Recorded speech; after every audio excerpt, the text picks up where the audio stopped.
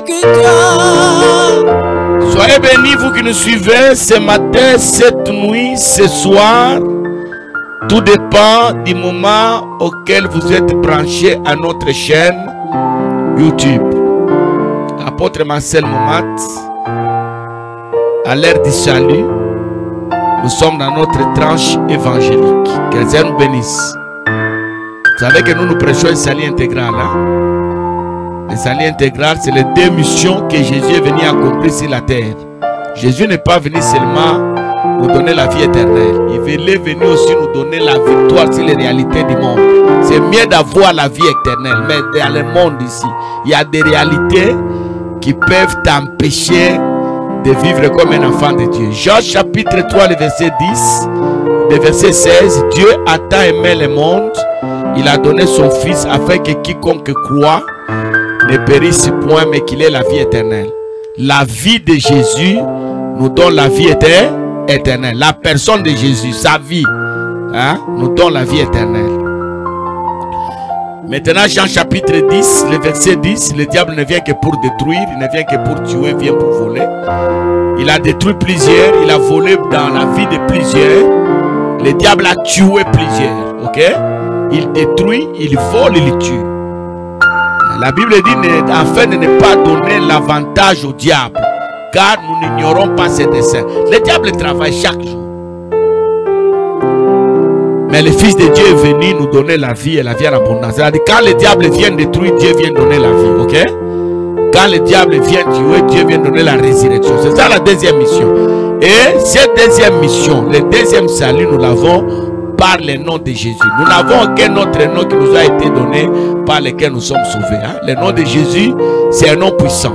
Au nom de Jésus, les malades sont guéris. Au nom de Jésus, la vie change. Au nom de Jésus, nous sommes consolés. Au nom de Jésus, il y a de grandes choses qui se réalisent. Voilà les deux missions, les deux travaux que Jésus est venu accomplir sur la terre. Si on te pose la question, qu'est-ce que Jésus est venu faire sur la terre? Il faut dire, Jésus nous a amené le salut. C'est par Jésus que nous avons la vie éternelle. Ça, c'est la première mission. Mais la vie éternelle, il y a aussi la vie sociale, la vie physique. C'est cette terre.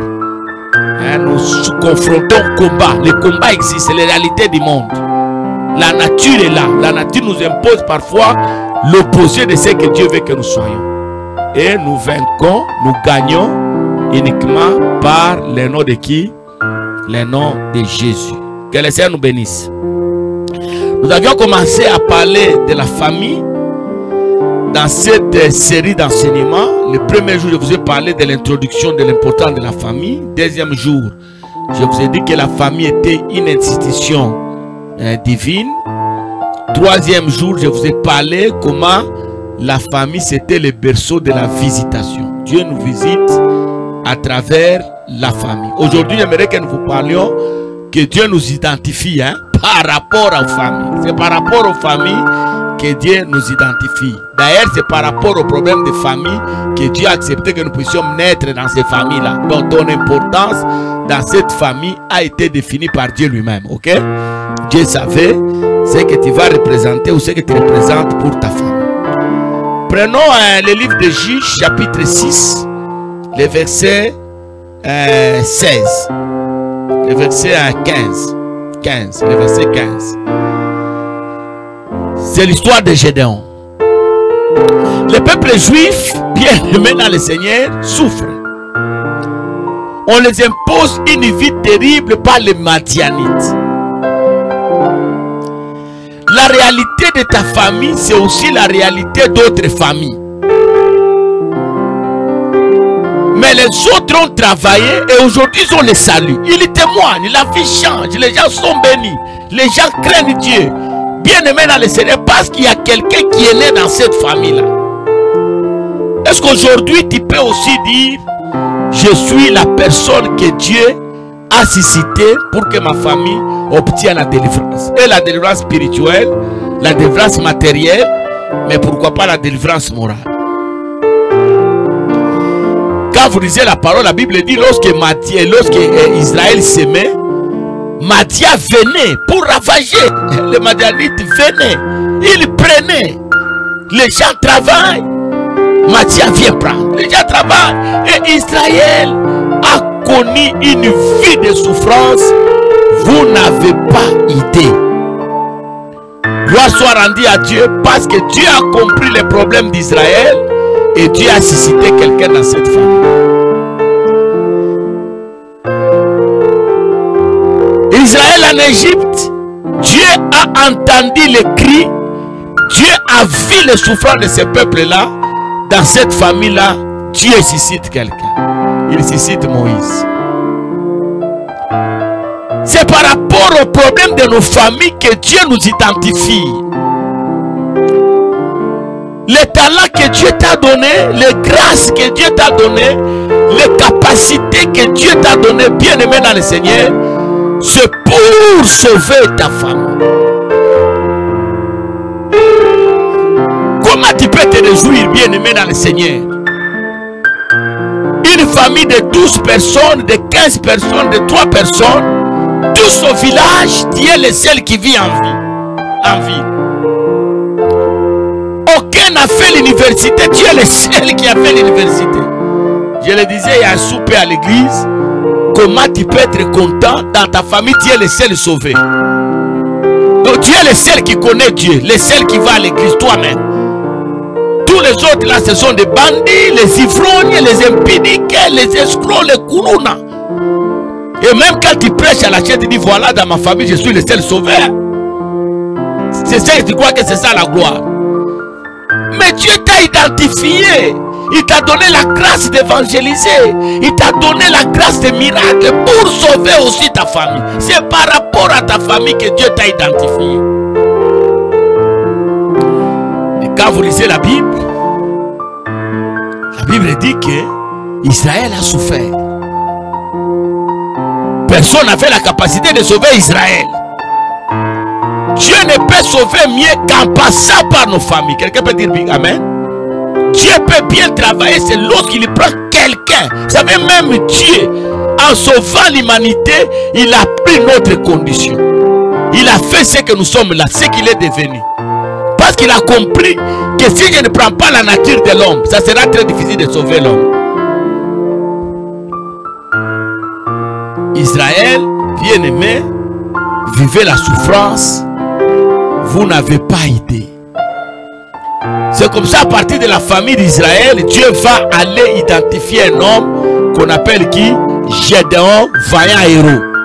Il est devenu vaillant par rapport au problème de sa famille. Est-ce que quelqu'un m'écoute? Dieu l'a envoyé par rapport au problème de sa famille. Si cette famille-là n'avait pas ce problème-là, Gédéon ne devait jamais devenir vaillant. Dieu l'a doté d'une capacité. Dieu lui a donné une puissance.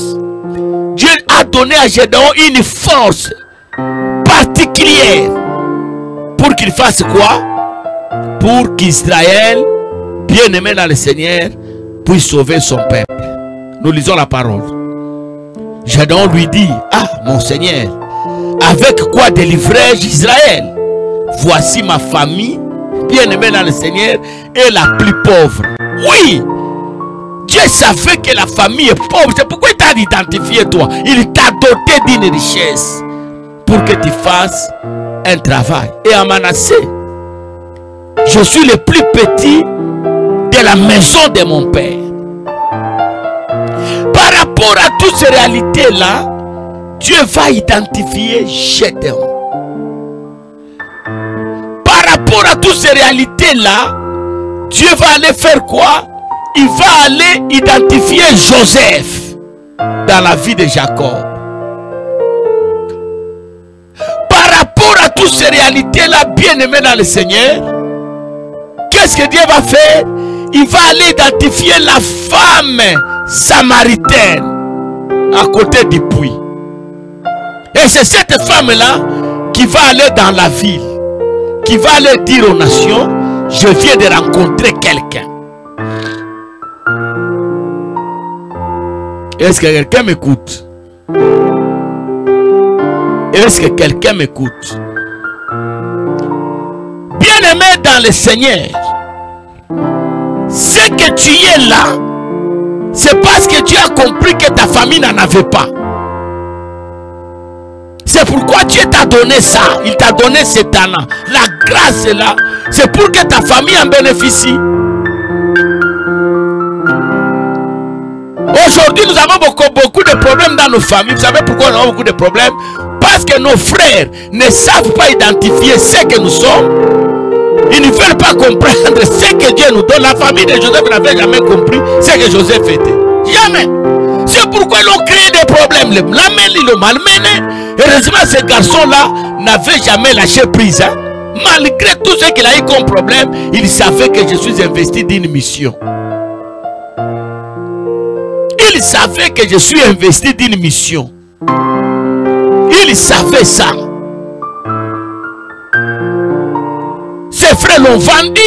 Ses frères voulaient même le tuer. Bien aimé, les gens que Dieu choisit, ce sont des gens bien aimés dont on malmène. On déteste. On te déteste pourquoi? Parce que tu as une particularité. Ne lâche pas prise. Mais finalement, qui a été le salut d'Israël? C'était ce monsieur-ci de Joseph. Dieu l'a identifié par rapport au problème de la famille. C'est toi. Et dans la Bible, il y a beaucoup d'exemples qu'on peut donner. Beaucoup. Beaucoup. Regardez Jephthé. Vous connaissez son histoire. Vous connaissez son histoire. Qui pouvait compter sur lui dans sa famille? La femme d'un prostitué. D'une prostitueuse. C'est ça Jephthé. Mais par rapport aux réalités de sa famille, c'est lui-là que Dieu va les susciter. Regardez David, viens aimé dans le Seigneur. Dieu savait qu'il y aurait un Goliath quelque part, et ce Goliath ne pourrait être renversé que par David. On le malmène. C'est lui qui doit garder le troupeau en brousse. Comme quelqu'un a chanté, Tina Tezana Tina, ce qui n'a pas de valeur a de la valeur. Alors ne néglige pas ce que tu es, car Dieu t'a donné avec mission. C'est pour sauver ta famille. Et je répète ce que je venais de dire tout à l'heure, tous les problèmes que nous avons, c'est de nos familles, parce que les gens ne nous comprennent pas. Et vous ne comprenez pas la mission que Dieu vous a donnée.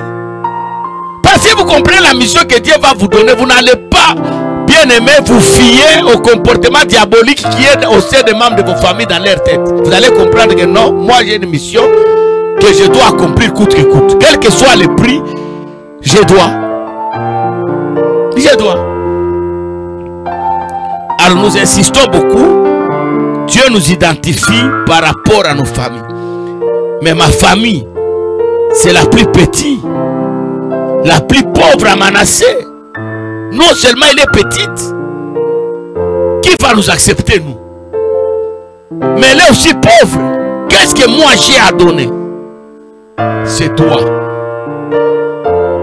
J'aimerais que tu dises à celui qui est à côté de toi, c'est toi que Dieu a choisi. C'est toi que Dieu a investi d'une puissance afin que ta famille soit sauvée. Que Dieu te bénisse. Que Dieu te rende heureux. Que Dieu te rende grand. Et que Dieu fasse de toi réellement le Gédéon de ta famille. Parce que Dieu t'a déjà identifié. Hein? Sois le Gédéon de ta famille. Et que le salut de ta famille passe par toi. Sois béni. Au nom de Jésus. Amen.